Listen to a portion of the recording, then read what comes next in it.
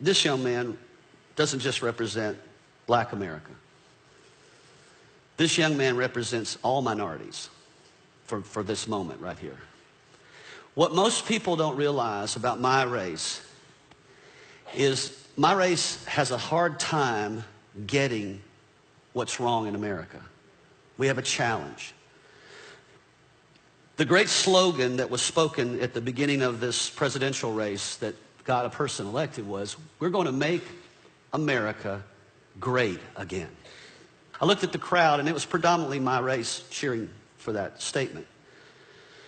And I thought to myself, okay, if I'm going to be a Christian, I need to filter that statement through the lens of other races, not just my own. I was thinking to myself, okay, if I'm a black person, maybe a young black man in America, when was there a season of time in the last 240-something years that America was great for you? In the beginning of our nation, 1700s, we brought a lot of people like this young man from Africa by the millions.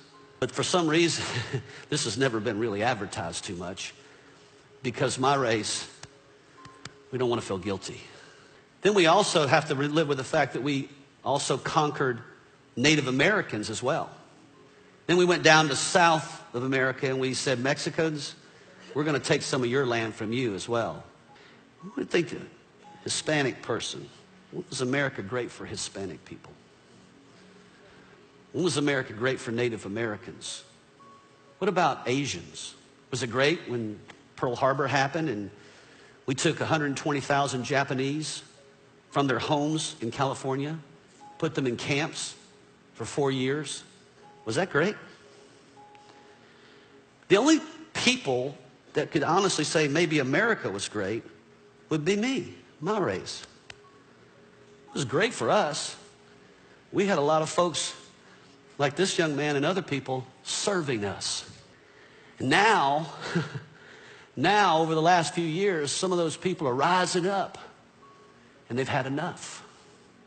And movements are starting and different things are happening in our nation that are saying, hey, we matter too.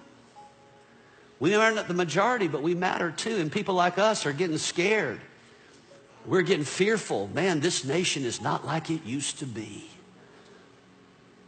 Are we filtering that through the eyes of Jesus? Or are we filtering that through the eyes of our race? And so what Jesus would do in the middle of all this is he would take a person like this, a young black man and an old white man. We probably don't have a lot of things in common. The way we grew up, the society we live in. I don't get in my car and worry about a cop pulling me over. I don't worry about being treated unjustly in society like you do. I don't grow up with fear. Don't have those concerns. But I have them for you. And I care about you. And we've become a nation where God's no longer ruling over us. And that's why we're so angry at each other. And we're fighting with one another and we're in division over each other. And I can't see our government healing that. I can't see any president healing that. I can't see any leader healing that in society other than Jesus.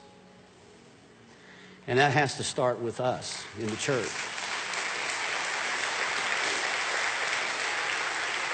So, Jesus would take one of the disciples and he would wash their feet. He would pour water over their feet because the feet represented the dirtiest part of their body. Who in their right mind would want to wash somebody else's feet? Yet Jesus did that. And he said, you see how I'm doing this? You see how I'm putting my hands on your feet? What I'm saying by that is I'm trying to get you to see something. You're valuable to me. I'm not superior to you. You are just as valuable as I am. I know society hasn't told you that, and I know circumstances in life haven't told you that, and I know history hasn't told you that, but God says that about you. God accepts you. You're my brother. I'm your brother. More of this needs to happen. And so maybe it starts with us in the church. Maybe it starts with the people that are in this church, that we would just say, you know, regardless of our history together, what if we just started loving each other and serving each other and maybe washing each other's feet? I value you. I care what happens to you. I care what you experience in America. I care about the hurts and the wounds of your past. I care about the history of my race against your race.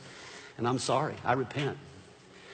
I didn't do it myself personally, but I take responsibility for my own race. Because Jesus didn't do anything to hurt people, but he took responsibility for them. We need healing in this relationship. We need to be one together instead of you doing your thing and me doing my thing.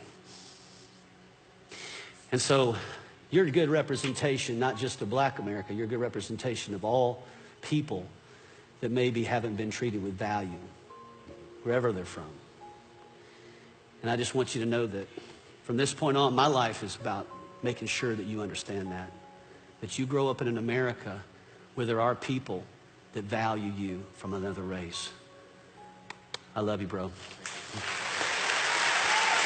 Hold on.